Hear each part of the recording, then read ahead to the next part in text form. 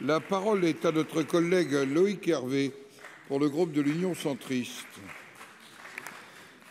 Merci Monsieur le Président. Ma question s'adresse à Madame Jacqueline Gourault, ministre de la Cohésion des Territoires et des Relations avec les collectivités territoriales. Hier, dans le discours de politique générale de Monsieur le Premier ministre, qui nous a été lu ici, on retrouve le mot territoire à 25 reprises.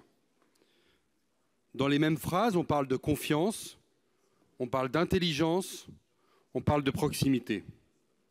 Vous imaginez bien combien ici au Sénat, nous sommes sensibles à tout cela. Notre pays a pu compter sur les collectivités territoriales pour gérer et assumer les charges de la crise sanitaire.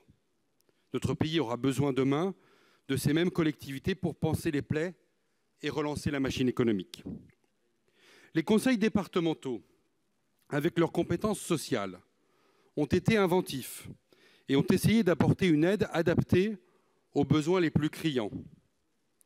Ainsi en est-il de la Haute-Savoie, où les élus ont voté un dispositif d'aide à 1600 entrepreneurs qui ont été très sévèrement touchés par la crise. À l'instant où je vous parle, le virement de ces aides, bien qu'ayant été considéré comme conforme au droit par le contrôle de légalité du préfet, n'est toujours pas effectif. Cette situation est pénalisante et suscite la plus grande des inquiétudes parmi les élus. Madame la ministre, sans attendre que la différenciation ne devienne un principe organique ou constitutionnel, comment entendez-vous permettre aux collectivités d'être de vrais acteurs de l'après-crise?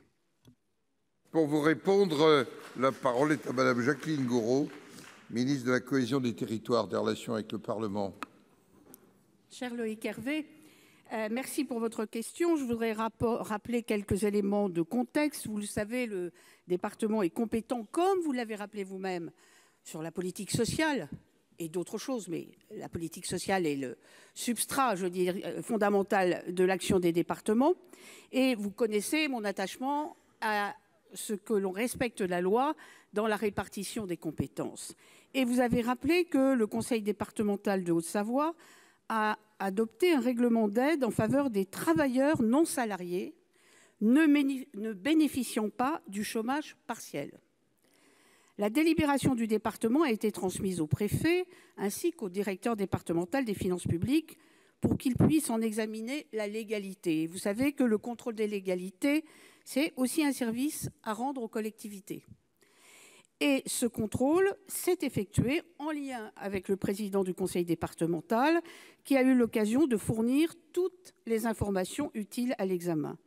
À l'issue de cette instruction, dont je rappelle qu'elle est parfaitement normale dans un état de droit, il apparaît que le règlement voté par le département institue bien une aide de nature sociale destinée à des personnes physiques et conditionnée à des plafonds de ressources. Donc, comme vous me posez la question, comme les députés de Haute-Savoie m'ont posé également la question, je vous dis qu'aujourd'hui, eh bien, il n'y a pas d'observation particulière et je peux associer à mon propos Olivier Dussopt, que je ne vois plus, qu'il est là-bas, ben oui, Olivier Dussopt, au regard, il n'y a aucun problème, au regard de la légalité de cette délibération. Il ne s'agit pas donc d'une souplesse particulière, mais tout simplement de la stricte application des textes. Et voilà, donc je crois que je vous ai rassuré, monsieur le... Monsieur Hervé.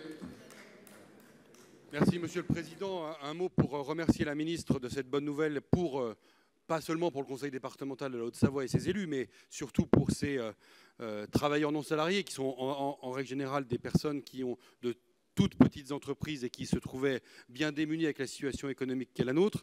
Et puis vous dire qu'avec l'avènement de la loi 3D dans les mois qui viennent, combien ici au Sénat on est attentif à pouvoir parfois déverrouiller et donner de nouvelles libertés aux collectivités territoriales et donner une capacité à répondre aux nouveaux défis de la période qui est devant nous. Je vous remercie. Merci.